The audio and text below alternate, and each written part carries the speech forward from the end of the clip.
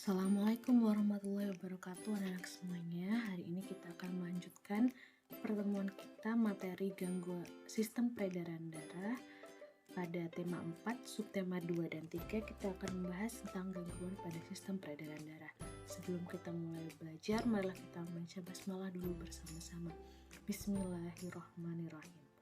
Baik anak-anak semuanya, seperti yang tadi sudah disampaikan bahwa kita akan mempelajari KD 3.4 tentang menjelaskan organ peredaran darah dan fungsinya yang sudah kita bahas pada pertemuan sebelumnya, dan kali ini kita akan mempelajari tentang cara memelihara kesehatan organ peredaran darah.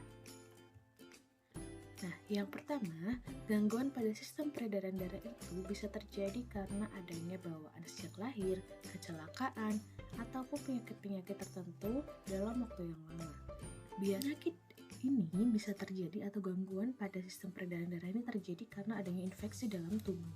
Sementara sistem pertahanan sudah tidak sanggup lagi untuk menanggulanginya. Selanjutnya, faktor apa saja yang mempengaruhi gangguan pada sistem peredaran darah? Tadi sudah disampaikan ya. Yang pertama adalah gaya hidup. Nah, jadi kalau misalkan gaya hidup kita tidak sehat, tentunya akan mempengaruhi sistem peredaran darah kita. Misalkan suka makanan-makanan yang siap saji, kemudian minum-minuman yang selalu manis, seperti itu. Yang selanjutnya, jenis makanan yang dimakan. Apabila hanya lemak, kemudian tidak makanan yang mengandung vitamin ataupun mineral, itu juga akan sangat mempengaruhi sistem peredaran darah kita. Yang terakhir, faktor keturunan. Jadi bisa terjadi gangguan pada sistem peredaran darah itu karena adanya keturunan dari keluarga. Nah, apa saja gangguan kesehatan pada organ peredaran darah manusia? Nah, gangguan kesehatan darah pada manusia itu bisa karena keturunan ataupun non-keturunan. Kalau keturunan itu misalnya adalah hemofilia. Nah, ini terjadi apabila seseorang dengan ciri aliran darahnya sulit berhenti ketika sedang terluka. Jadi kalau hemofilia itu dia seseorang yang kalau dia jatuh lukanya akan sulit terhenti, seperti itu. Kemudian talasemia. Nah, ini kelainan pada seseorang dengan ciri sel darah merahnya berbentuk bulan sabit, padahal sel darah merah kita itu berbentuk bulat ya, seperti yang kemarin sudah kita pelajari. Selanjutnya kalau non keturunan ada anemia ya. Kalau anemia itu kita kekurangan sel darah merah. Jadi orang yang anemia itu biasanya pusing. Ciri-cirinya ketika dia kekurangan sel darah merah. Kemudian ada leukemia. Kalau leukemia itu kelainan atau gangguan pada organ peredaran darah di mana dalam tubuh itu adanya kelebihan sel darah putih. Jadi produksi sel darah putih itu terlalu banyak di dalam tubuh. Kemudian demam berdarah. Nah, demam berdarah ini merupakan kelainan yang disebabkan oleh virus yang dibawa oleh nyamuk Aedes aegypti. Kemudian ada juga jantung koroner. Nah, jantung koroner ini terjadi karena adanya pembuluh darah yang tersumbat di jantung. Nah, pembuluh darah yang tersumbat ini menyebabkan darah tidak dapat mengalir ke jantung. Yang selanjutnya ada varises. Nah, seperti ini ya. Ini pembengkakan pembuluh darah nadi, pembuluh darah balik atau vena di sekitar tubuh sehingga terlihat melebar seperti ini dan besar ya. Ini adalah varises. Seperti itu. Kemudian bagaimana cara mencegah gangguan pada sistem peredaran darah? Nah, kalau misalkan hipertensi, hipotensi, dan jantung koroner itu dapat dicegah dengan olahraga yang teratur, istirahat yang cukup, serta mengonsumsi makanan berserat seperti sayur ataupun buah-buahan. Kalau hipertensi ini tekanan darah tinggi ya, hipertensi itu tekanan darah tinggi, sedangkan hipotensi tekanan darah rendah. Kemudian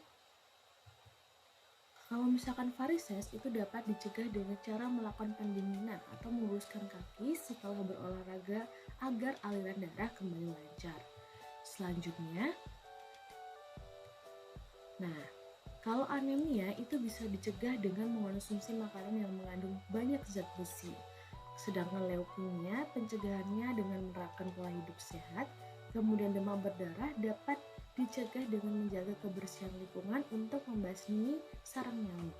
Kemudian talasemia itu adalah gangguan yang ini tidak dapat dicegah ya, karena termasuk keturunan. Kemudian hemofilia juga keturunan, tidak dapat diobati tapi dapat dicegah dengan cara apa? Menghindari terjadinya perdarahan agar darah tidak terus mengalir. Jadi jangan sampai jatuh, jangan sampai terluka seperti itu. Selanjutnya, untuk pembasmi sarang nyamuk Aedes aegypti, kita bisa melakukan 3M, yaitu menguras tempat penampungan air, mengubur barang bekas, serta menutup tempat penampungan air. Nah, kemudian bagaimana cara menjaga kesehatan organ peredaran darah? Yang pertama, kita sangat-sangat perlu beristirahat yang cukup. Kemudian memilih makanan yang bergizi seimbang untuk dikonsumsi dan berolahraga secara teratur.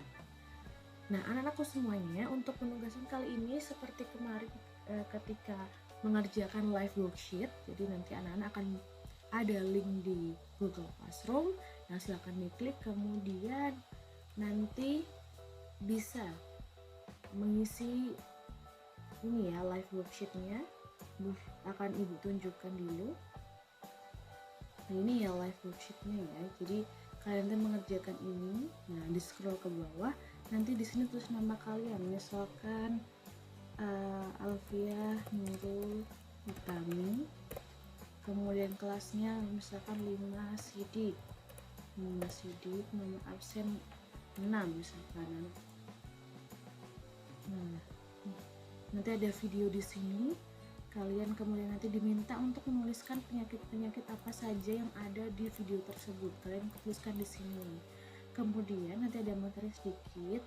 Nah, nanti kalian klik mana saja yang termasuk cara mencegah gangguan, misalkan ini atau yang mana. Diklik, kemudian di sini kalian menjodohkan, kalian klik dulu untuk memilih ya. Memilih, diklik dulu. Jadi diklik dulu mana sih penyakit yang sesuai dengan ini yang sudah dijelaskan di sini, penyakit yang mana. Kemudian, nah kalau yang ini kalian diminta untuk menjodohkan, misalkan dari sini nanti ditarik garis, straight seperti itu, ya. Nah, nanti kemudian klik finish, jangan lupa diklik finish. Nah, kalau sudah, nanti jangan lupa ini di sebelah sini adalah nilai kalian, sebelah kiri atas. Nanti di screenshot ya hasilnya, kemudian dikirimkan di Google Classroom. Baik anak-anak, untuk hari ini cukup sekian dulu. Terima kasih. Marilah kita berdoa dulu sebelum pelajaran selesai. Alhamdulillahirrabbilalamin. Tetap jaga semangatnya. Bu Guru pamit. Wassalamualaikum warahmatullahi wabarakatuh.